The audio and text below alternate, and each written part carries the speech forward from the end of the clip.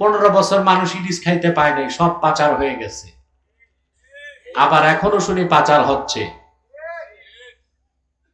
দেশের মানুষ ইলিশ না খেয়ে অন্যরা খাবে, এটা কি জাস্টিস না ইনজাস্টিস? সুবিচার না অবিচার? আমাদের সংস্কার আসলে পুরাপুরি হচ্ছে না, পুরা সংস্কার চাই আমরা। দেশের মানুষকে বঞ্চিত করে, ঠকিয়ে, দেশের মানুষকে ক্ষুধার্ত রেখে বাংলাদেশ থেকে কোনো কিছু পাচার করা এই দেশের মানুষ বরদাস্ত করবে না। টাগ ইলিশ মাছ ভাজলে পুরা মহল্লাতে গ্রাম মৌ মৌ করত। এখন কি হয়? পদ্মাও আছে, ইলিশও আছে, কিন্তু নেয়ামত, ইলিশ তো আছে, নেয়ামত লাভ করার উপাদান আছে, কিন্তু এটা খেলে আগে আল্লাহ যে হালত সৃষ্টি করতেন ওইটা আর করেন না।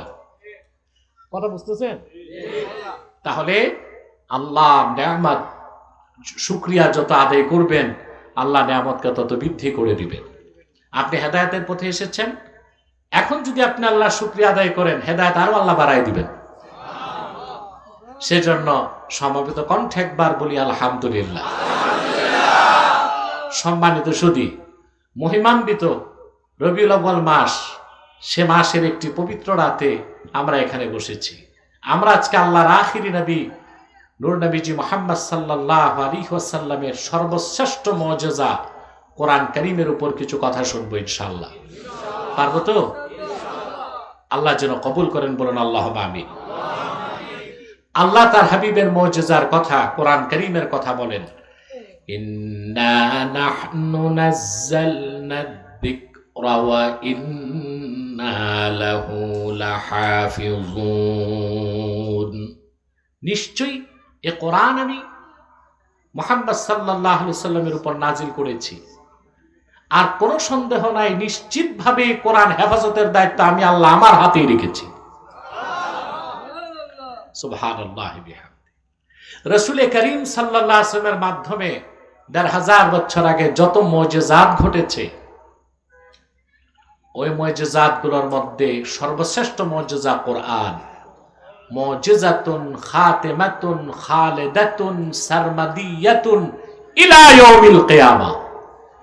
এমন এক মুজিজা আল্লাহর হাবিব ১৫০০ বছর আগে রেখে গেলেন, যা দেখে মানুষ আশ্চর্য হতে থাকবে, আর দলে দলে মানুষ ইসলামের সুশীতল ছায়াতলে আশ্রয় নিতে থাকবে। বলেন সুবহানাল্লাহ।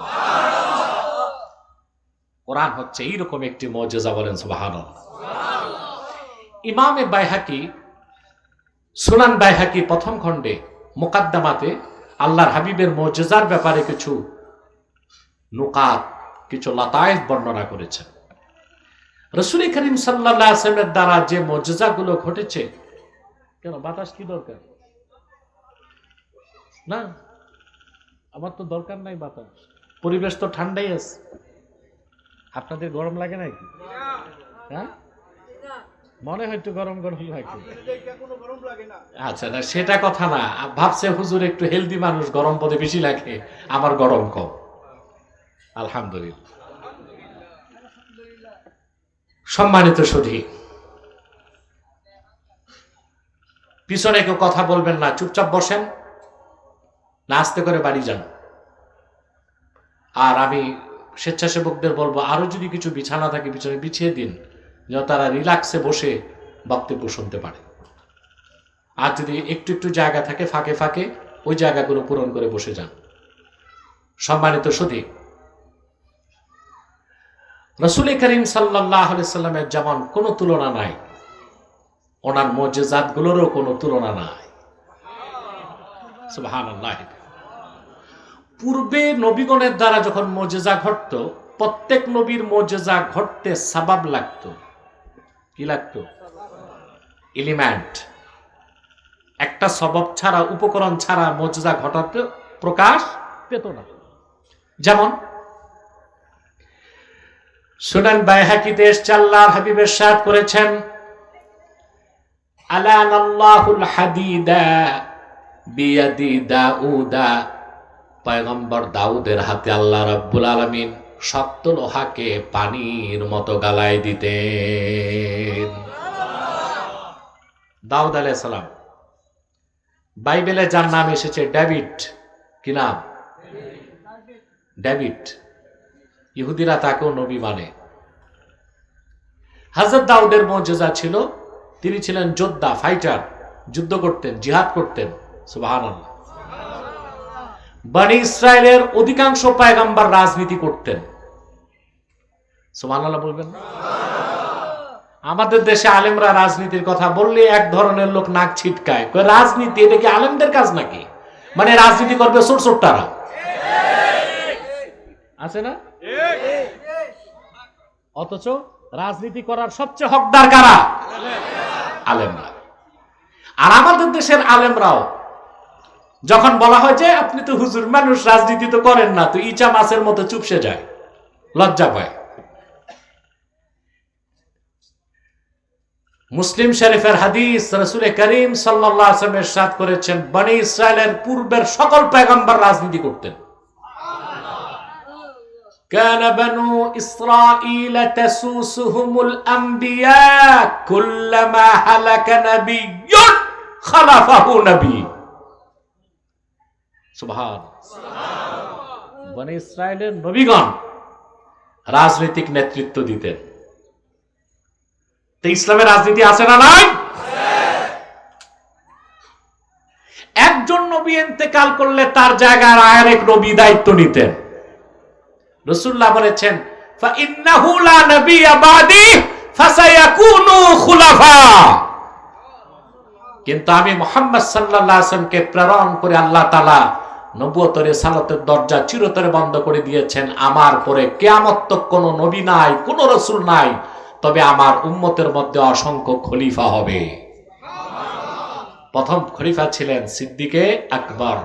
আপনারা কথা বলছেন না কেন? কষ্ট টষ্ট আসেনি মনে? একটু বলবেন। আমি তো জোয়ান মানুষ, আমি চাই আপনারাও জোয়ান থাকেন। বুড়া মানুষ যাদের ডেট এক্সপায়ার হয়ে গেছে তারা চুপচাপ থাকুক, তারা ভয়তো জোরে কথা বলতে চায় না, যদি হার্ট অ্যাটাক করে।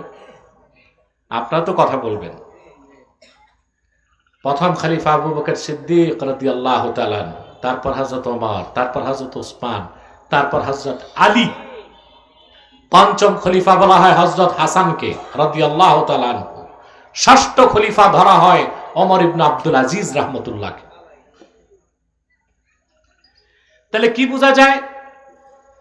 বনি ইসরায়েলের নবীগণ রাজনীতি করতেন, আর উম্মতে মুহাম্মাদের খলিফাগণ রাজনৈতিক নেতৃত্ব দিবে। আর সেই রাজনীতি থেকে আলেম ওলামাকে দূরে রাখার অপচেষ্টা চলছে দেশ স্বাধীনের আগ থেকে আজ পর্যন্ত।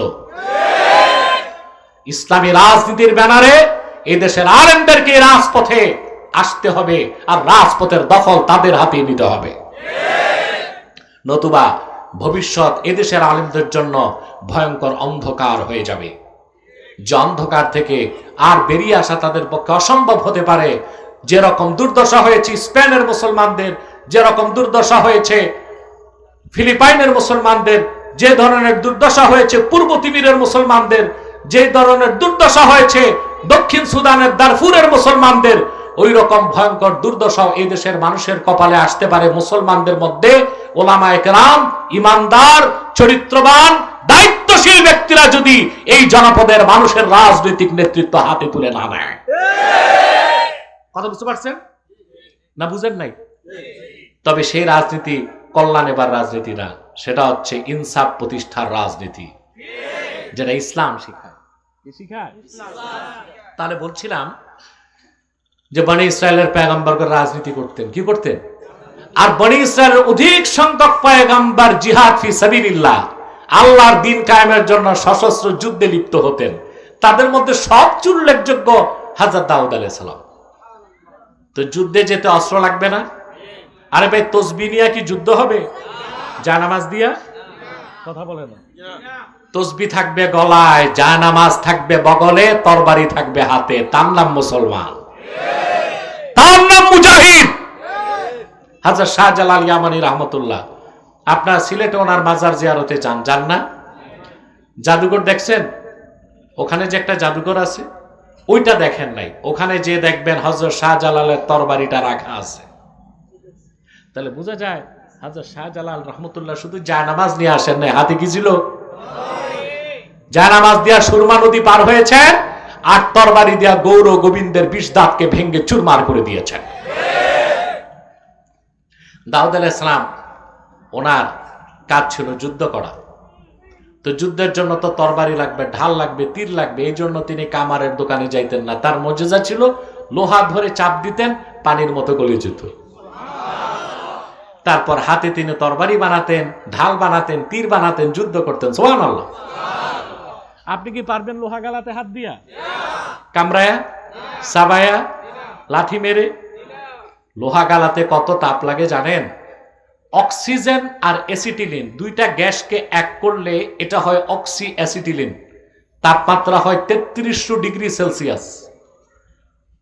তাপ বুঝছেন? এটা 70 ডিগ্রি সেলসিয়াসে পানি ফুটে, 100 ডিগ্রি সেলসিয়াস তাপমাত্রায় রান্না বান্না হয়, আর ওইটা হচ্ছে 3300 ডিগ্রি সেলসিয়াস। এই তাপমাত্রায় লোহাকে মাখনের মতো কাটা যায়, যেটা কাটতে আমাদের এত তাপ লাগে, পয়গম্বর দাউদ হাতে চাপ দিলেই তা গলে যেত।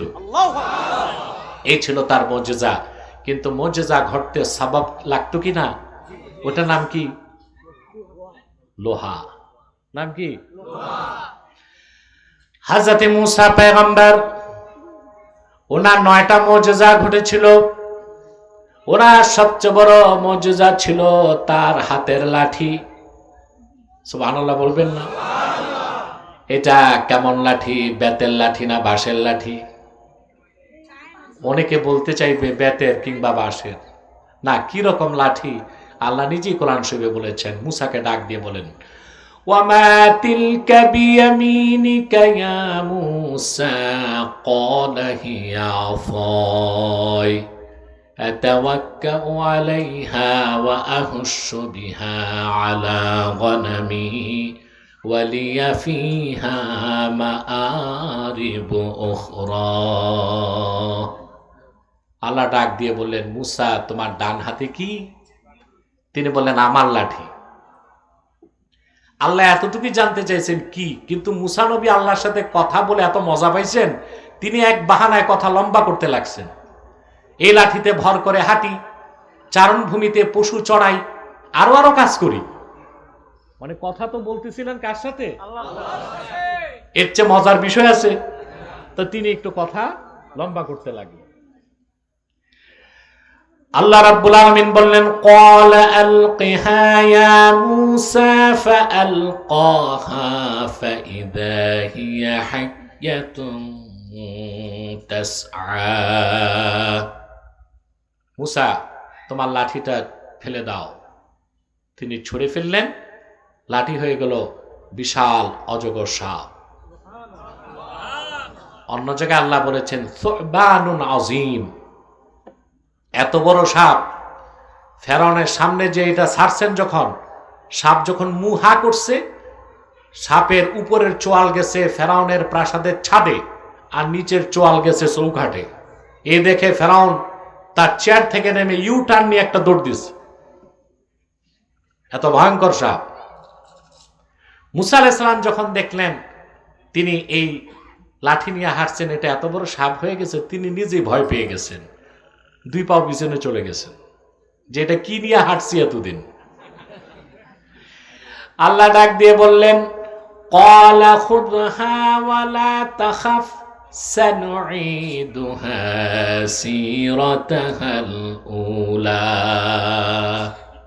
ভয় পেও না মূসা, তুমি ধরো, তুমি ধরলেই সাপকে আমি তার পূর্বের সুরতে ফিরায় আনবো। বলেন সুবহানাল্লাহ। এই ছিল মূসা নবীর মুজিজা। মূসা নবী ইন্তেকাল করেছেন, তার সেই মুজিজা আছে ইহুদিদের কাছে? জোরে বলতে হবে। যদি থাকতো তো ইসরায়েলের সন্ত্রাসী ইহুদিরা ফিলিস্তিনের মুসলমানকে মারতে তো আর বোমা বানাইতো না, এই লাঠি দিয়ে কাম সারতো। ঠিক কিনা? তো মূসা পয়গম্বরের মুজিজা ঘটতে একটা সবব লাগছে কিনা? ওটা কি? হযরত ঈসা রুহুল্লাহ, ঈসা নবী, খ্রিস্টানরা যারে জেসাস বলে, কি বলে? বাংলায় বলে যিশু। আছে কই? আকাশের উপর। এটাই তো আমাদের বিশ্বাস। এই বিশ্বাসটা মিন ওয়াজিবাতিল ইসলাম। ঈসা আকাশে আছে, কিয়ামতের আগে নামবে দাজ্জালকে হত্যা করতে, এটা যে বিশ্বাস করবে না সে মুসলমানই থাকবে না। ইহুদিরা যখন ঈসাকে মারতে গেল, আল্লাহ ঈসাকে আকাশে উঠায় দিয়েছেন। আর ইহুদিদের মধ্যে একজনকে ঈসার সাদৃশ্য দিয়েছেন, ওইটাকে মেরে ইহুদিরা বলল ঈসা শেষ। আল্লাহ বললেন না, যেটা মারছো এটা ঈসা না, এটা মিসা। ঈসা কই? ঈসা আকাশে। তো মুসলমানেরা আছে ঈসা নিয়া, খ্রিস্টানরা আছে মিসা নিয়া। ওদের বিশ্বাস ঈসাকে ক্রুশবিদ্ধ করে হত্যা করা হয়েছে। বাইবেলের যে থিওরি, দ্য থিওরি অফ ক্রুসিফিকেশন, এটা হচ্ছে খ্রিস্টানদের একটা মিথ্যা বিশ্বাস। এই জন্য বলি, মুসলমানেরা আছে ঈসা নিয়া, খ্রিস্টানরা আছে মিসা নিয়া। কিয়ামতের আগে দামেস্কের জামে মসজিদের ছাদে আল্লাহ তাআলা নামাবেন দাজ্জালকে হত্যা করতে, কিন্তু তখন তার প্রধান পরিচয় হবে উম্মতে মুহাম্মাদি। সুবহানাল্লাহ বলেন। হযরত ঈসার মুজিজা ছিল, তিনি মাটি দিয়ে পুত্তলিকা তৈরি করে আল্লাহর নামে ফুৎকার করলে জীবন্ত হয়ে পাখি উঠত।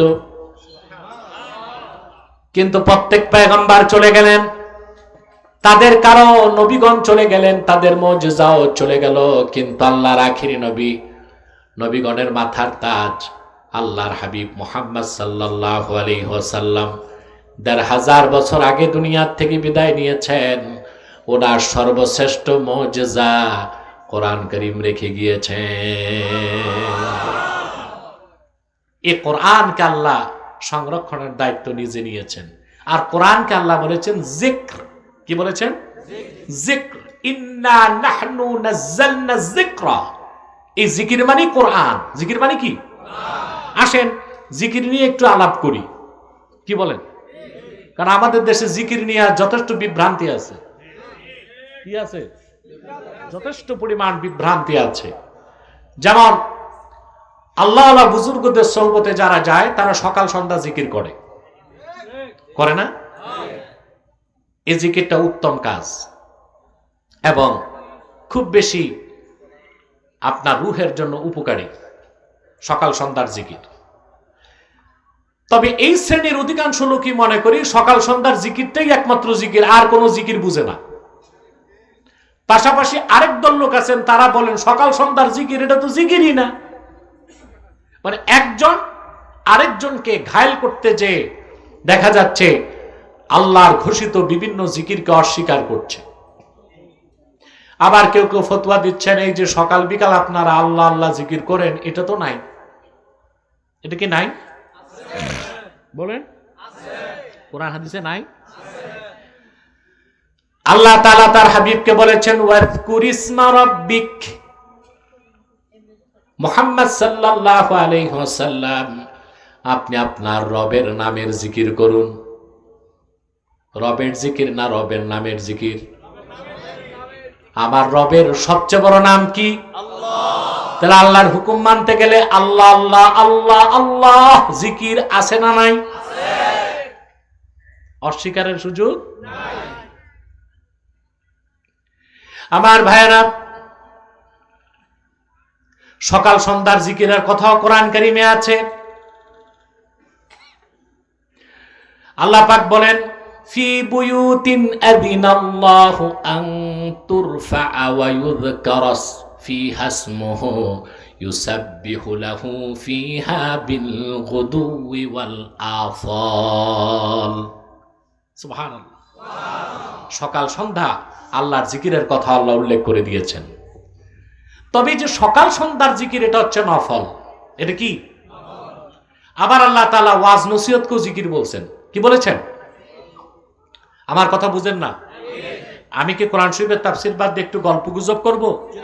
কেচ্ছা কাহিনী? ওগুলি আপনারা বাঙালি মজা পান নাকি? কিন্তু ওগুলোতে 2 পয়সার মূল্য নাই। শিক্ষিত সচেতন মানুষ কোরআন শুনে মজা পায়, আর এর কোনো বিকল্প নাই। মনোযোগ দিয়ে শোনেন, কোরআন কারীমের আয়াতটির ব্যাখ্যা বোঝার চেষ্টা করুন। এই যে ওয়াজ নসিহত, এটাও তো জিকির। এটা কি? এটাকে আল্লাহ জিকির বলেছেন। যেমন আল্লাহ পাক বলেছেন তার হাবিবকে ফাযাক্কির ইন নাফাআতিয যিকরা সায়াযাক্কারু মান ইয়াখশা ওয়ায়াতাজান্নাবুহাল আশকা আল্লাযী ইয়াসলান নারাল কুবরা। লুঙ্গি পরে পালাচ্ছে। এদেরকে শুধু কারাগারে বন্দী করলে হবে না, আর রিমান্ডের নামে জামাই আদরে এসি রুমে রেখে রোস্ট আর ব্রোস্ট খাওয়ালে জাতি তা মেনে নিবে না, ধোঁকাবাজি। তাদের প্রত্যেককে ট্রাইব্যুনালে উপস্থিত করে চোরের শাস্তি শরিয়া আইনে হাতগুলো কেটে দিতে হবে। তাহলে ভবিষ্যতে বাংলাদেশে কোন রাজনীতিবিদ ক্ষমতায় যে চুরি করার সাহস করবে না। এ তো চোরও বাঁচে, গৃহস্থ বাঁচে। আজকে ইসলাম বলেছে ধর্ষক জেনাকারের শাস্তি হচ্ছে মৃত্যুদণ্ড। আজকে সারা দুনিয়া এই আইনই ফিরে আসতেছে। পশ্চিম বাংলায় এক নারীকে ধর্ষণ করেছে 21 জন। কতজন? আল্লাহর কি মহিমা, কোন মুসলমান তাতে জড়িত হয় নাই। 21টাই ছিল চ্যাটার্জি আর ব্যানার্জি। আর আপনারা জানেন মালাউন কা বাচ্চা কবি নহি আচ্ছা।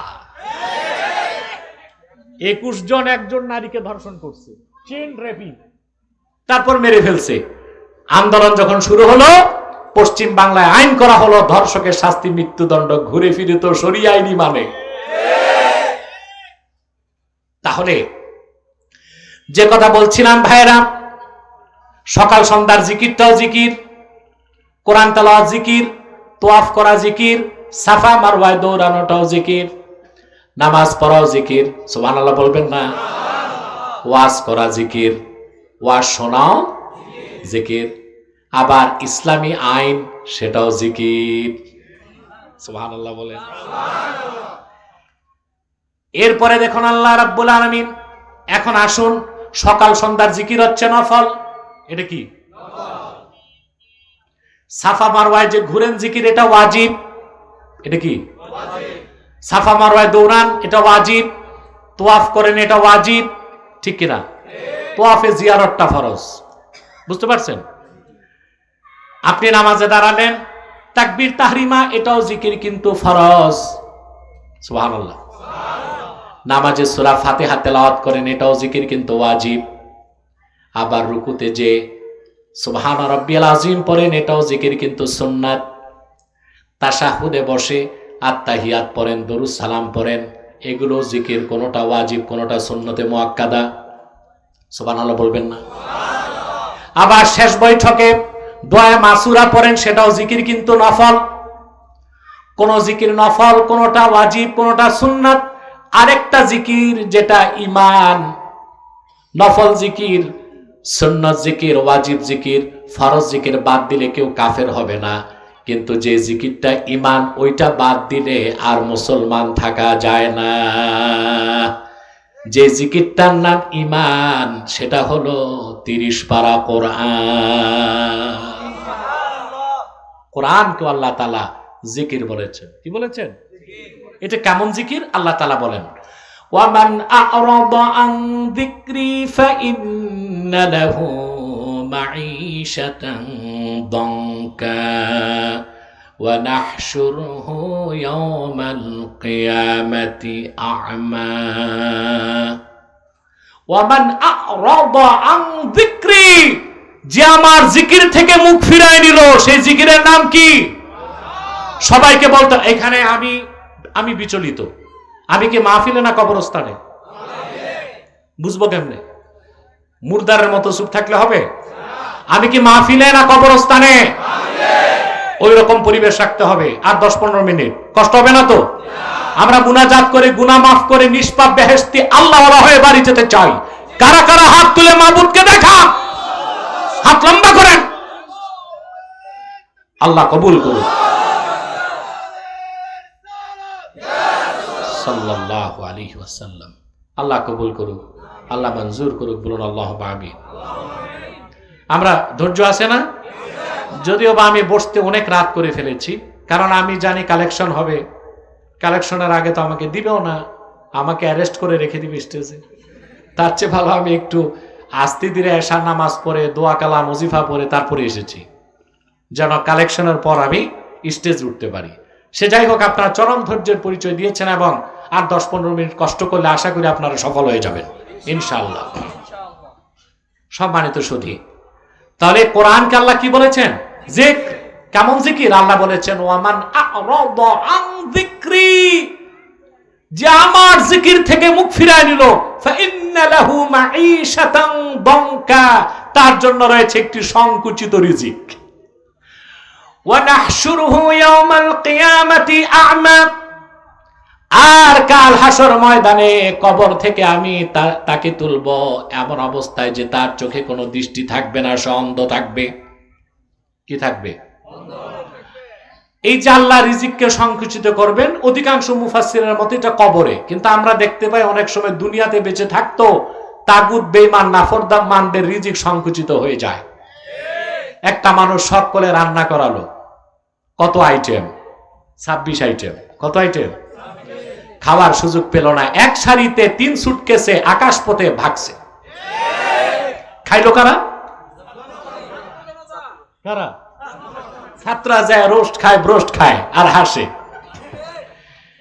তাহলে পৃথিবীতে তার রিজিক প্রস্তুত, খাবার প্রস্তুত, বুফেতে খাবার সাজানো আছে, কিন্তু নাফরমানির এমন চরম পর্যায়ে পৌঁছেছিল খাবার হাত দেবার আগেই এক কাপড়ে দেশ ছেড়ে পালাতে হয়েছে। আল্লাহ যে রিজিককে কেমনে সংকুচিত করেন তা টের পাইছেন? আর জিটাও ঠিক মতো করলেন না, পাইছেন? এরপর শুনি দিল্লি যে বাজার করার পয়সা নাই, শুনছেন না? রিজিকে আল্লাহ টান দিলে এইভাবেই টান দেন, কেউ আর আপন থাকে না, সব নাফসি নাফসি। ঠিক কিনা? তাহলে ভাইয়েরা, আমি যে কথা বুঝাতে চাচ্ছি, সকাল সন্ধ্যার জিকিরটাও জিকির, কোরআন তেলাওয়াত জিকির, তোয়াফ করা জিকির, সাফা মারওয়ায় সাই করা জিকির। সুবহানাল্লাহ। কোন জিকির নফল, কোনটা ওয়াজিব, কোনটা সুন্নাত, কোনটা ফরজ। আর 30 পারা কোরআন এমন জিকির যা ঈমান, যার একটা বাক্যের, একটা শব্দের, একটা অক্ষরকে অস্বীকার করলে সে আর মুসলমানের গণ্ডিতে থাকবে না। এই জন্য কোরআনকে আল্লাহ বলেছেন ইন্না নাহনু নাযালনা যিকরা ওয়া ইন্না লাহু লাহাফিজুন। নিশ্চয়ই এই যিকর অর্থাৎ কোরআন আমি আবার হাবিব মুহাম্মদ সাল্লাল্লাহু আলাইহি সাল্লামের উপর নাজিল করেছি, আর নিশ্চয়ই আমি আল্লাহ এই জিকির বা এই কোরআনের হেফাজত করব কিয়ামত পর্যন্ত। বলেন সুবহানাল্লাহ। আল্লাহর হাবিবের সর্বশ্রেষ্ঠ মুজিজা, মুজিজাতুন খাতিমাতুন খালিদাতুন সারমাদিয়াতুন ইলা ইয়াউমিল কিয়ামা। কিয়ামত তক মানুষ আল্লাহর শ্রেষ্ঠ কুদরত, আল্লাহর হাবিবের সর্বশ্রেষ্ঠ মুজিজা কোরআন কারীম দেখবে, আশ্চর্য হবে, আর মস্তক নত করে কালেমার পতাকার তলে আশ্রয় নিতে থাকবে। বলেন সুবহানাল্লাহ। এটাই কাফেরদের মাথা ব্যথার মূল কারণ। কাফেরদের মাথা ব্যথা এই জন্য তাদের একমাত্র চেষ্টা কিভাবে মানুষকে কোরআন থেকে সরানো যায়। ঠিক না? সফল হবে তারা? কখনো হবে? আমার ভাইয়েরা, আল্লাহর হাবিবের শ্রেষ্ঠ মুজিজা কোরআন, হেফাজতের দায়িত্ব কার? সুবহানাল্লাহ। পূর্বের আসমানি কিতাবগুলো দেখেন, মুসা আলাইহিস সালাম ইন্তেকাল করার পরে তাওরাত কিতাবটা ইহুদিরা রদবদল করে ফেলছে। রদবদল করে তাওরাতকে এমন একটা বই বানাইছে উপন্যাসের বইয়ের মতো। কিসের বই? যেমন তাওরাত, এটাকে ইহুদিরা ইংরেজিতে বলে তোরাহ। কি বলে? তোরাহ। এই যে তাওরাত যেটা তোরাহ, এটা হচ্ছে ওল্ড টেস্টামেন্ট। এটা কি? Old testament. আর ইনজিল হচ্ছে যেটা, এটাকে বলে ওরা নিউ টেস্টামেন্ট। এই ওল্ড টেস্টামেন্ট এবং নিউ টেস্টামেন্ট মিলে হচ্ছে বর্তমান বাইবেল, যেটাকে ওরা মিথ্যা বলে ইনজিল শরীফ। ওইখানে ইনজিলের একটা অক্ষর নাই, তাওরাতের একটা অক্ষর নাই, সব মন গড়া ইহুদি খ্রিস্টানদের বানোয়াট গল্প আর উপন্যাস ছাড়া আর কিছু নাই। ওইটাকে ধর্মগ্রন্থ বলার কোনো সুযোগ নাই। যেমন তাওরাত বলে যেটাকে চালানো হচ্ছে ওল্ড টেস্টামেন্ট, ওখানে আছে লূত আলাইহিস সালাম তার মেয়েদের সাথে সহবাস করতেন। একজন নবীর ব্যাপারে কত বড় অপবাদ! নাউজুবিল্লাহ বলবেন।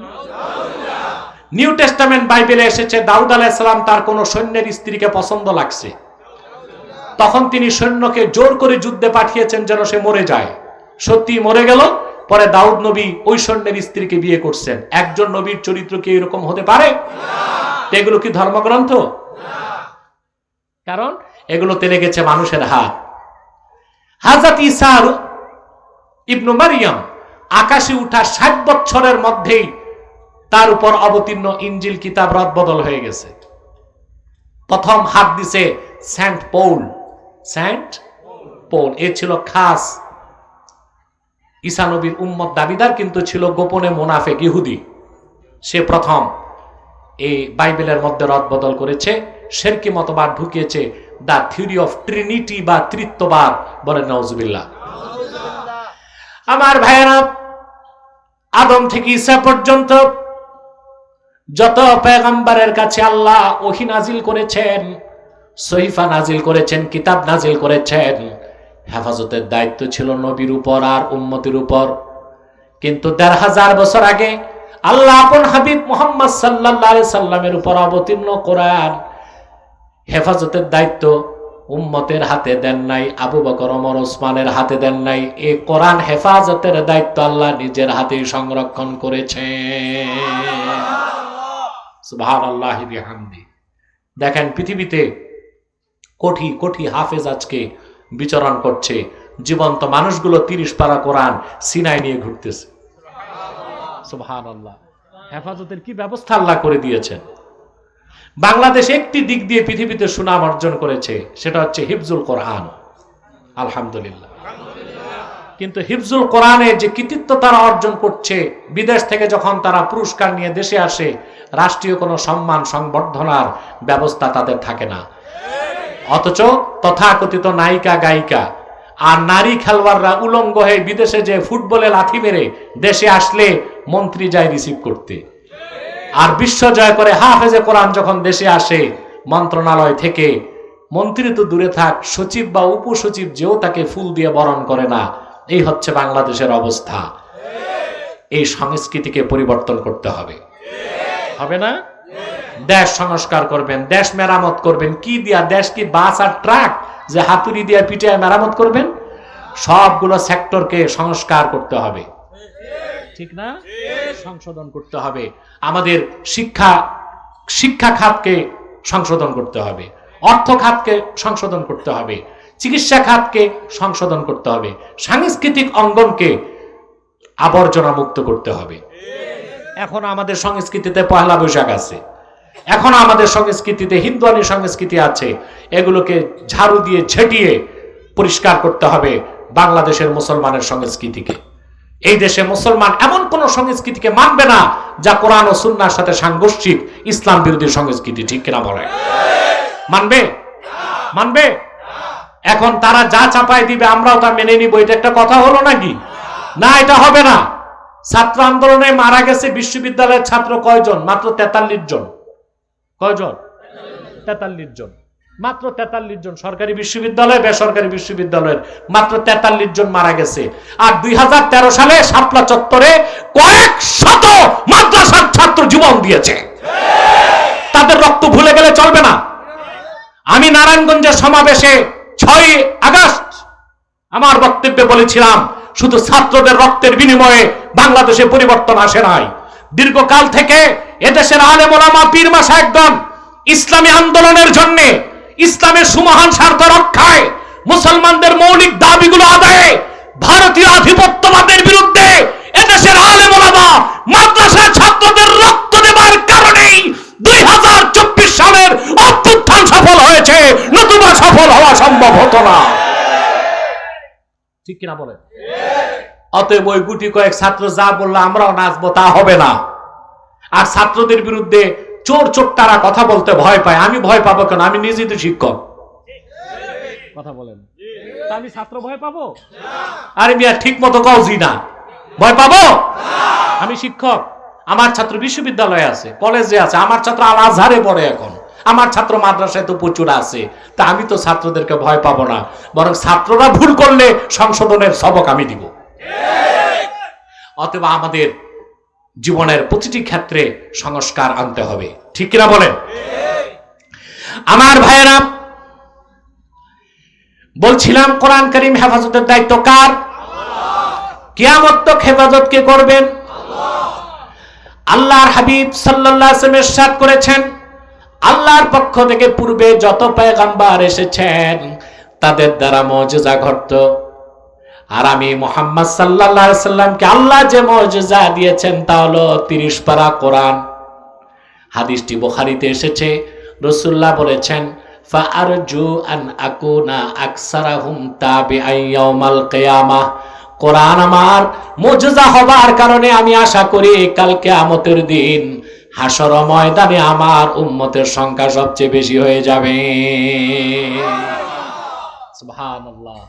আজকে দেখেন ইসলাম পরিপূর্ণ হয়েছে ১৫০০ বছর আগে, আর ১৫০০ বছর পরে আজকে পৃথিবীতে আমরা ২০০ কোটি মুসলমান আছি। মানুষ যদি থাকে ৮০০ কোটি, আমরা আছি ২০০ কোটি। প্রতি কয়জনে আমরা একজন? ৪ জনে আমরা একজন। তা মুসলমান ভয় পাবে কেন? আল্লাহ আমাদের কম কিছু রাখছেন? ৫৭টি ভূখণ্ড আমাদের হাতে। কতটি? আর ৫৭টি মুসলিম রাষ্ট্রের সৈন্য এক করা হলে তার সংখ্যা হয় ৫০ লক্ষ। যদি ৫৭টি মুসলিম রাষ্ট্র ঐক্যবদ্ধ হয়ে হুঙ্কার দিত আর ৫০ লক্ষ মুসলিম সৈন্য যদি বলতো আল আকসাকে মুক্ত করা হবে, দুনিয়ার কোন পরাশক্তি ইসরায়েলকে সাহায্য করে টিকায় রাখতে পারত না। ৫৭টি রাষ্ট্র আমাদের। কত? আর টোটাল ন্যাচারাল অ্যাডভান্টেজেস, প্রাকৃতিক যে সম্পদ আছে দুনিয়া, তার ৭০% আল্লাহ আমাদের পায়ের তলায় রেখে দিয়েছেন। এই যে এখন পশ্চিমাদের দৃষ্টি বাংলাদেশ, কেন? প্রচুর খনিজ সম্পদ আছে। কি আছে আমাদের দেশে? কি নাই? বহুত কিছু আল্লাহ রাখছেন। দেখেন ছোট্ট একটা ভূখণ্ড, বাংলাদেশের উত্তর পূর্বাঞ্চলটা পাহাড়ি, উত্তরবঙ্গ সমতল, মাঝখানে সমতল এবং দক্ষিণ অঞ্চল নদী মাতৃক। সব ধরনের মজাই তো আল্লাহ রাখছেন। কথা বলে না? নদী দেখতে বিদেশ যাইতে হবে? লঞ্চের পাশায় বসে বরিশাল যাবেন, নদী আর নদী। ঠিক কিনা? বরিশালের লোক থাকলে আবার রাগ টাগ করবেন না মনু, আমি ওইয়া মজা করে কইছি। পাহাড় দেখবেন, উত্তর পূর্বাঞ্চলে যাবেন। ঠিক কিনা? সাগর দেখবেন, চলে যান দক্ষিণবঙ্গে। আপনি কি চান? বাংলাদেশে কত প্রাকৃতিক সম্পদ আল্লাহ তাআলা রেখে দিয়েছেন। এখানে এই দেশের মাটির তলায় সোনা আছে, তেল আছে, গ্যাস তো আছে। গ্যাস তো চুরি করে ইন্ডিয়া নিছে, মেহেরপুর দিয়ে চুরি করে পাইপলাইনে ইন্ডিয়াকে গ্যাস দেওয়া হতো, আর বাংলাদেশের মানুষ গ্যাস পেত না। কিন্তু এখনো সেই লাইন কাটা হয় নাই। আমরা জানতে চাই কবে নাগাদ গ্যাস লাইন ছিন্ন করা হবে, মানুষ তা জানতে চায়। আমার দেশের মানুষকে আমার দেশে সম্পদ দিতে হবে। দেশের মানুষের চাহিদা পূরণের আগে বিদেশে রপ্তানি করা অনৈতিক কাজ, অবৈধ কাজ এবং বেইনসাফ। আপনার গ্যাস পাইছেন সবাই? না, আপনারা তো মিয়া দূরে থাকেন। বাখরাবাদ যে গ্যাসের খনি, কুমিল্লা বাখরাবাদ, মুরাদনগর, ওখানে যে দেখবেন একটা ঘরেও গ্যাসের চুলা নাই, আর ওখানে গ্যাসের খনি আছে, আর পাইপ থেকে হাজার হাজার ঘনফুট গ্যাস জ্বলে যাচ্ছে, কিন্তু ওই এলাকার মানুষের কপালে গ্যাস জুটে নাই। যদি ইসলামী আইন থাকতো বাংলাদেশে, তো ইসলাম হচ্ছে সুবহানাল্লাহ সুষম বন্টন। কি ওই আগে পাবে কারা? গ্যাস খনি যাদের এলাকায়। সুবহানাল্লাহ বলবেন না? শুধু আগে পাবে না, ওরা পাবে সবচেয়ে কম মূল্যে কিংবা বিনামূল্যে। কারণ খনিজ যাদের এলাকায় অগ্রাধিকার তাদের বেশি। খনি যাদের, ওরা গ্যাস পায় না। ঢাকার মানুষ গ্যাস পায় না, গ্যাস যায় কলকাতায় আর ত্রিপুরায়। এই চুরি চামারি বন্ধ করতে হবে। ঠিক কিনা বলেন? এগুলো একমাত্র করে দিতে পারে শরিয়া রাষ্ট্র। কোন রাষ্ট্র? শরিয়া রাষ্ট্র। আর এই যা আপনারা হাঙ্গে বাঙ্গে জাঙ্গে বলতেছেন, এই করবেন সেই করবেন, কাজের কাজ কিচ্ছু হবে না। দেশ ঘুরে আবার আগের গন্তব্যে যাবে যদি আপনারা শরিয়া রাষ্ট্র বাংলাদেশে করতে না পারেন। কথা বুঝতে পেরেছেন আমি কি বুঝাতে চাচ্ছি? তাও কি বুঝতে পারছেন? তা আল্লাহ তাআলা আমাদেরকে কি না দিয়েছেন? ৫৭টা দেশ দিয়েছেন আমাদেরকে। ৭০% খনিজ সম্পদ আমাদের পায়ের তলায়। দুনিয়াতে আমরা ২০০ কোটি মুসলমান। আমরা যদি এক হইতাম, তো পৃথিবীর সবচেয়ে বড় সন্ত্রাসী ইসরায়েল ফিলিস্তিনের মুসলমানকে বোমা তো থাক, ফুলের টোকা দেবার সাহস কি পেত? সারা দুনিয়া ইহুদি আছে কয়টা? ১ কোটি। কত? ১ কোটি, মাত্র ১ কোটি। তাও এই ইহুদিদের আন্ডা বাচ্চা সব নিয়া মাত্র ১ কোটি ইহুদি আছে। এই ১ কোটি ইহুদি মারতে আমাদের গুলি লাগে না। ২০০ কোটি মুসলমান পেশাব করলে সারা দুনিয়ার ইহুদি ভূমধ্য সাগরে ভেসে যেতে বাধ্য হবে। কিন্তু আমাদের সমস্যা ইউনিটি নাই, ঐক্য নাই, আমরা এক হতে পারছি না। ঠিক কিনা বলে? তো বলছিলাম আল্লাহ আমাদেরকে কি না দিচ্ছেন, জনসংখ্যায় আমরা সেরা, সম্পদে আমরা সেরা, মানচিত্র আমরা সেরা। সুবহানাল্লাহ বলেন। তার কারণ হচ্ছে, সুবহানাল্লাহ বলবেন না?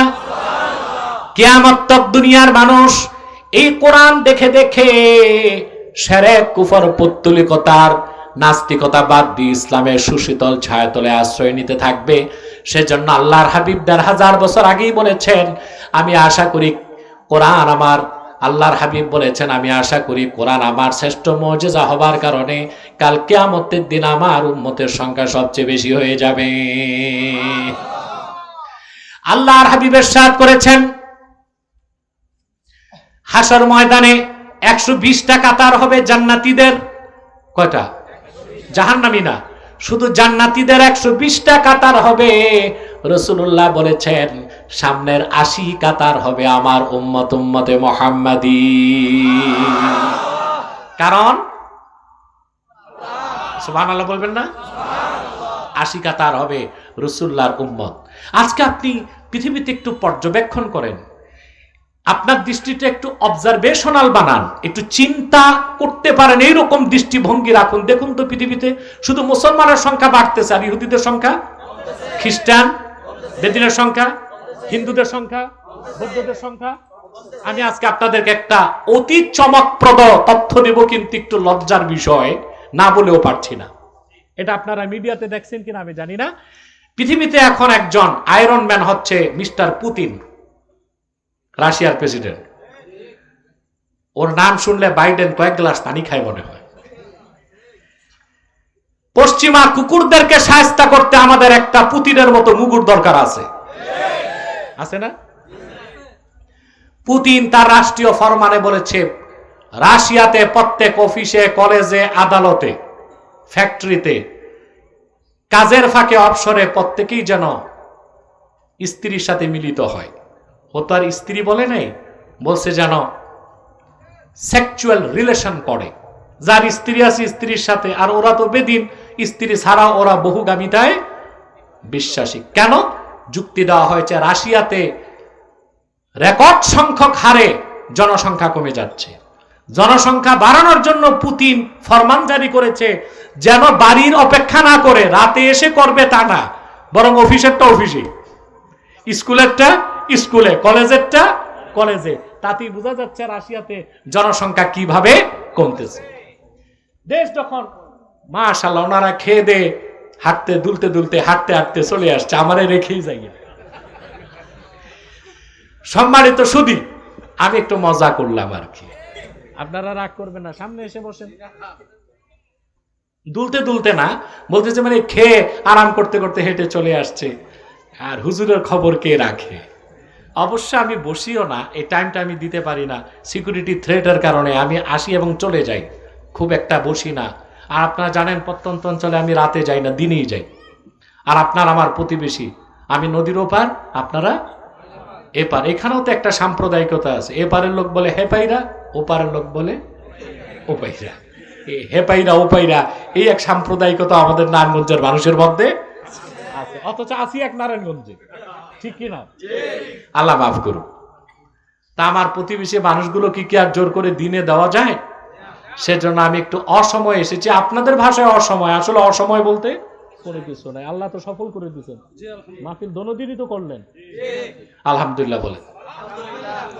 সম্মানিত সুধী, তো রাশিয়াতে জনসংখ্যা কমতেছে, এই জন্য তারা সেক্সুয়াল রিলেশন এটা করে দিয়েছে কি শুধু ঘরের জন্য? ফ্যাক্টরিতে, অফিসে, স্কুলে, কলেজে, বৈধভাবে অবৈধভাবে যেমনে পারো প্রোডাকশন বাড়াও। নির্দেশ কার? পুতিনের। তাহলে বোঝা যাচ্ছে না জনসংখ্যা ওদের কমতেছে। দেশ স্বাধীনের পর বাংলাদেশে জনসংখ্যার দিক দিয়ে হিন্দুদের সংখ্যা ছিল 12.5%, বর্তমানে সেই সংখ্যা হয়েছে 6.5%। আমার দেশে কি কোনো হিন্দুকে মারা হয়? পিটানো হয়? লাথি মেরে পুশব্যাক করা হয়? কিছু হিন্দু কলকাতা যে বাড়িঘর করছে, বাকিরা তো দেশেই আছে। তো জনসংখ্যা কমলো কেন? বিজ্ঞানীরা গবেষণা করে দেখেছে হিন্দুদের প্রজনন ক্ষমতা কমে যাচ্ছে, পৃথিবীতে ইহুদিদের সংখ্যা দ্রুত কমে যাচ্ছে, সারা পৃথিবীতে 1 কোটি। তার কারণ কি? বিজ্ঞানীরা দেখেছে তাদের ক্রোমোজোম, এই যে সন্তান উৎপাদন হয় বীর্যের মধ্যে ক্রোমোজোম থাকে, বুঝেন না? অটোজোম থাকে, সেক্স ক্রোমোজোম থাকে। এই ইহুদিদের সেক্স ক্রোমোজোম নষ্ট হয়ে যাচ্ছে।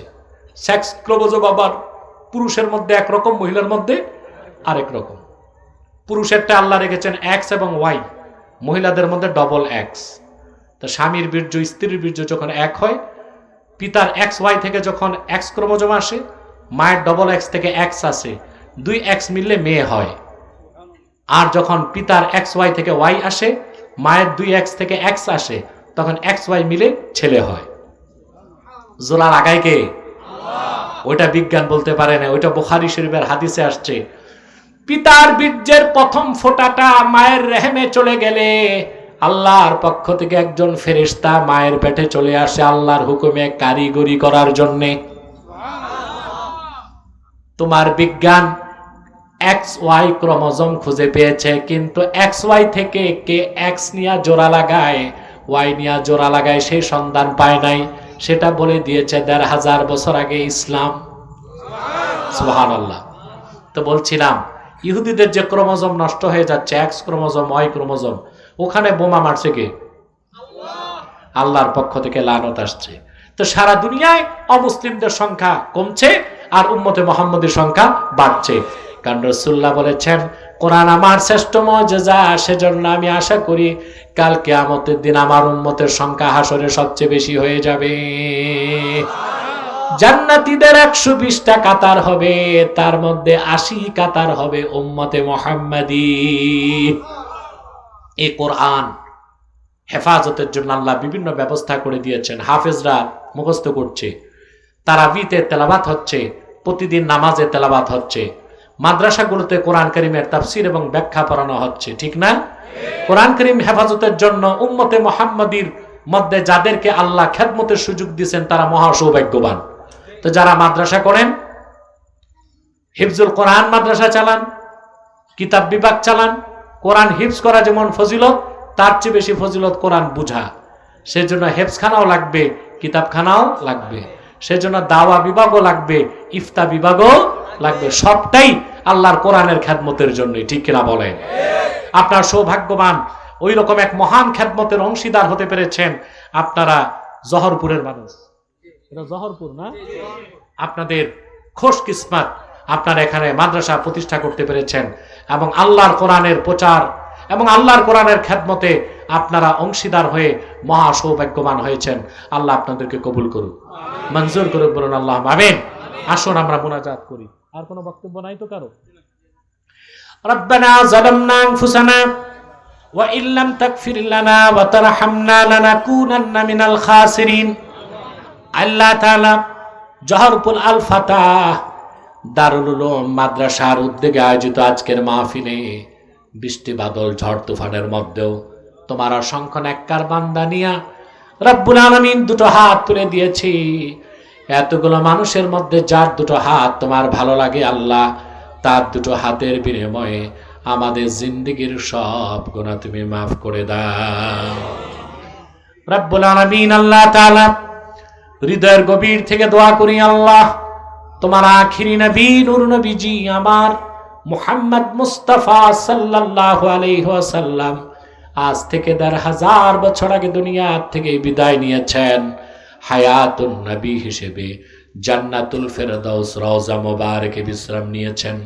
আল্লাহ জীবনে একবার তোমার আখিরি নবী নূর নবীজি আমার মুহাম্মদ সাল্লাল্লাহু আলাইহি ওয়াসাল্লামের জান্নাতুল ফেরদাউস রওজা মুবারকে উপস্থিত হয়ে গো আল্লাহ তোমার হাবিবের নূরের কদমে দরুদ ও সালামের হাদিয়া দেবার আগে আল্লাহ তুমি ডাক দিও না। আল্লাহ তাআলা একবার বা একাধিকবার যারা সোনার মদিনায় নূরের মদিনায় যেতে পেরেছি আল্লাহ, জীবনে বারবার তোমার আখিরি নবী নূর নবীজি আমার মুহাম্মদ সাল্লাল্লাহু আলাইহি ওয়াসাল্লামের নূরের শহর মদিনাতুল মুনাওয়ারা জিয়ারতের জন্য তাদের কপালটা খুলে দাও।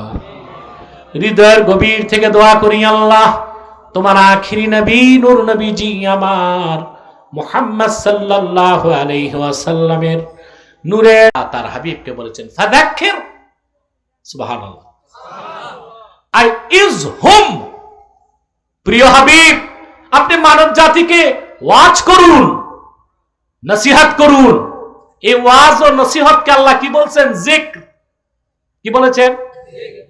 সেজন্য উম্মতে মুহাম্মাদীর উলামায়ে কেরাম যারা ওয়াজ নসিহতের কাজে আছে তারা আল্লাহর হাবিবের একটি প্রিয় সুন্নতের উপর আমল করে যাচ্ছে। সুবহানাল্লাহি বিহামদিহি। তাহলে আল্লাহ তাআলা ওয়াজ নসিহত বা দ্বীনের কথাকেও কি বলেছেন? যিকর। আবার 5 ওয়াক্ত নামাজকেও আল্লাহ জিকির বলেছেন। কি বলেছেন? যেমন মুসা নবীর উপর অবতীর্ণ প্রথম ওহীতে আল্লাহ তাআলা বলেন ফালাম্মা আতাহা নুদিয়া ইয়া মুসা ইন্নী আনা রাব্বুকা ফাখলা'না আলাইক ইন্নাকা বিল ওয়াদিল মুকদ্দাসি তুওয়া ওয়া আনা ইখতারতুকা ফাসতামি' লিমা ইউহা ইন্নানি আনাল্লাহু লা ইলাহা ইল্লা আনা ফা'বুদনি ওয়া আকিমিস সালাতা লিযিকরি। আল্লাহ পাক বলেন ওয়া আনা ইখতারতুকা ফাসতামি' লিমা ইউহা। তুর পাহাড়ে যখন মুসা নবী আল্লাহ নূর দেখলেন, আল্লাহ উপর থেকে ডাক দিলেন, মুসা ইন্নাকা বিল ওয়াদিল মুকদ্দাসি তুয়া, তুমি পবিত্র উপত্যকায় দাঁড়িয়ে আছো, ফাখলা'না আলাইক, তোমার জুতা জোড়া খুলে ফেলো, ওয়া আনা ইখতারতুকা ফাসতামি' লিমা ইউহা, আমি তোমাকে নির্বাচন করেছি, মনোযোগ দিয়ে শোনো যা আমি ওহী করি। ইন্নানি আনাল্লাহ, আমি তো আল্লাহ, লা ইলাহা ইল্লা আনা, আমি ছাড়া কোনো মাবুদ নাই, ফা'বুদনি, আমার ইবাদত করো, ওয়া আকিমিস সালাতা লিযিকরি, আমার জিকির হিসেবে নামাজ কায়েম করো। নামাজকে আল্লাহ কি বললেন? জিকর। তাহলে সকাল সন্ধ্যার জিকিরটাও কি? জিকর। ওয়াজ নসিহত কি? জোরে বলতে হবে। তোয়াফ করা কি? সাফা মারওয়ায় দৌড়ানো কি? জোরে বলেন। জিকর। তারপরে নামাজ পড়া কি? জিকর। এই জিকিরগুলোকে আমরা বোঝার চেষ্টা করি না। আবার আহকামে শারঈয়া, কোন ভূখণ্ডে কোরআন সুন্নাহর আইনে দেশ চালানো, ওই কোরআন সুন্নাহর আইনগুলোকে আল্লাহ জিকির বলেছেন। কি বলেছেন? যেমন আল্লাহ রাব্বুল আলামিন বলেন ইন্নামাল মুমিনুনাল্লাযীনা ইযা যুকিরাল্লাহু ওয়াজিলাত কুলুবুহুম ওয়া ইযা তুলিয়াত আলাইহিম আয়াতুহু যাদাতহুম ঈমানান ওয়া আলা রাব্বিহিম ইয়াতাওয়াক্কালুন। প্রকৃত মুমিন তো তারাই, তাদের সামনে যখন আল্লাহর জিকির হয় তাদের অন্তরসমূহ নরম হয়ে যায়, আর যখন তাদের সামনে আল্লাহর কোরআনের তেলাওয়াত হয় তখন তাদের অন্তর ভীত সন্ত্রস্ত হয়ে যায়, তাদের ঈমানকে কোরআনের আয়াত বহুগুণ বৃদ্ধি করে দেয়। বলেন সুবহানাল্লাহ। এই আয়াতের ব্যাখ্যায় ইবনে কাসির রাহমাতুল্লাহ লিখেছেন ইযা যুকিরাল্লাহ আই ইযা যুকিরা ইনদাহুম আহকামুল্লাহ, মুমিনদের সামনে যখন আল্লাহর হুকুম বিধানাবলী উচ্চারিত হয়, সুবহানাল্লাহ, তখন আল্লাহর বিধানকে মানার জন্য তাদের মন নরম হয়ে যায়। তাহলে বোঝা যাচ্ছে এই যে জিকির, ইসলামী আইনকেও আল্লাহ জিকির বলছেন। কি বলছেন? ইসলামী আইন বুঝেন? বুঝেন না? চোরের শাস্তি, জোরে বলতে হবে। জেনাকারের শাস্তি। আজকে ১৫০০ বছর পর এই আইনগুলোর প্রয়োজনীয়তা আছে না নাই? আছে না? যদি শরিয়া আইনে চোরের শাস্তি বিচার হতো বাংলাদেশে, তাহলে চোরও বেঁচে যেত, গৃহস্থও বেঁচে যেত। চোর কেমনে বেঁচে যেত? আমাদের দেশে শরিয়া আইনে চোরের বিচার হয় না বলেই তো চোর হত্যা করা হয়, অথচ চোর হত্যা করা মহাপাপ। বুঝেন নাই? চোর হত্যা করা যাবে? আমাদের দেশে কি করা হয়? হত্যা করা হয়। অথচ ইসলামে চোরের সর্বোচ্চ শাস্তি হচ্ছে হাত কাটা। আমরা যদি ইসলামের আইনটা নিতাম তাহলে নিরীহ চোরদেরকে পিঠে মারা হইতো না, অন্তত বেঁচে যেত তারা। ডাকাতকে হত্যা করার শরীয়তে হুকুম আছে, কারণ ডাকাত হচ্ছে সশস্ত্র, চোর হচ্ছে নিরস্ত্র। আর যে নিরস্ত্র তার উপর ইসলাম হাত তোলার কোনো অনুমতি দেয় না। তাহলে আমাদের দেশে যে শরিয়া আইনে চোরের বিচার হয় না, এতে চোরের উপর বিচার হচ্ছে না অবিচার হচ্ছে। আরেকদিকে গৃহস্থ ঠকতেছে, চুরির পরিমাণ বাড়তেছে, বাড়তে বাড়তে আজকে কোথায় গেছে? বাংলাদেশ থেকে 15 বছরেই 1 লক্ষ কোটি টাকা চুরির মাধ্যমে বিদেশে পাচার হয়েছে। এ টাকা ফিরিয়ে আনতে হবে। আনতে হবে কিনা? আমার বাংলার মানুষের রক্ত পানি করা ঘামের পয়সা যারা 15 বছর চুরি করে বিদেশে পাচার করেছে, প্রত্যেকটি টাকা বাংলাদেশে ফেরত আনতে হবে। আর ভবিষ্যতে চুরি বন্ধ করতে হবে। শরিয়া আইন ছাড়া চুরি বন্ধ করা যাবে না। ওই চেয়ারগুলোতে যারাই বসে তারাই চুরি করে, ফাইল ঠেকায়া মানুষকে, জনগণকে জিম্মি করে তারা রাষ্ট্রের টাকা চুরি করে খায়। এটা একটাই শাস্তি, হাত কাটো। ঠিক কিনা? চোরদের সুরত গুলো কি আবার দেখছেন না? দরবেশ বাবার সুরত, কি লম্বা দাড়ি, কি জুব্বা, কি কুর্তা। আপনারাই তারে দরবেশ বলতেন, আমি দরবেশ বলতাম না, আমি বলতাম ধরবেশ। আমি বলতাম বেশ ধরা সহজ। আর দারওয়েশ ওইটা তো আল্লাহর ওলি, ওটা ভিন্ন জিনিস। দারওয়েশ হওয়া কি কঠিন কাজ। সফলতা দাও, মনের দুঃখ কষ্ট দূর করে তাদের প্রত্যেককে আল্লাহ সফল জীবন দান করে দাও। আল্লাহ এই এলাকার যত মানুষ মৃত্যুর স্বাদ গ্রহণ করেছে, ইমানের দৌলত সিনাই নিয়ে ইসলামের উপর মৃত্যুবরণ করে কবর দেশে চলে গেছে, সকল ইমানদার মুসলমান নর নারীদের কবরের আযাব মাফ করে আল্লাহ তাদের কবরগুলোকে তুমি জান্নাতের বাগান বানায় দাও। اللهم اصلح لنا شاننا كله ولا تكلنا إلى أنفسنا طرفة عين فاطر السماوات والأرض أنت ولينا في الدنيا والآخرة توفنا مسلمين والحقنا بالصالحين اللهم تقبل شهداء المؤمنين المسلمين الذين استشهدوا في سبيلك في كل دولة من دول الإسلام خصوصا شهداء الفلسطين الذين استشهدوا لإعلاء كلمة دينك وللتحفظ حرمة بيت المقدس وانصرهم نصرا عزيزا وافتح لهم أبواب العنايات والكرامات والبركات واجعل لهم من لدنك سلطانا نصيرا اللهم طهر بيت المقدس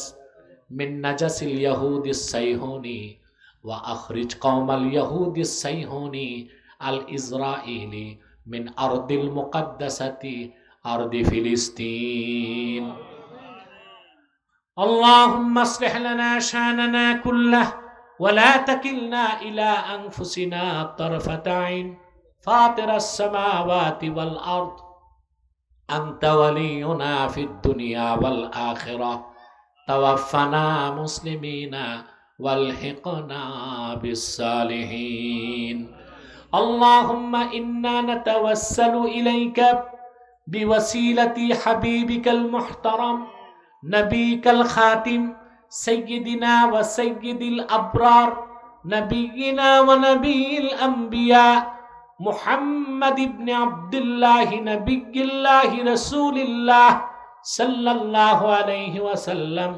الذي أكملت به قصر النبوة وحكمت أن لا نبي بعده وأعلنت في القرآن بالبرهان أن محمدا صلى الله عليه وسلم خاتم النبيين والمرسلين قبل 15 سنة وصلى الله تعالى على خير خلقه نبينا محمد نور الله وعلى آله وأصحابه أجمعين برحمتك يا أرحم الراحمين.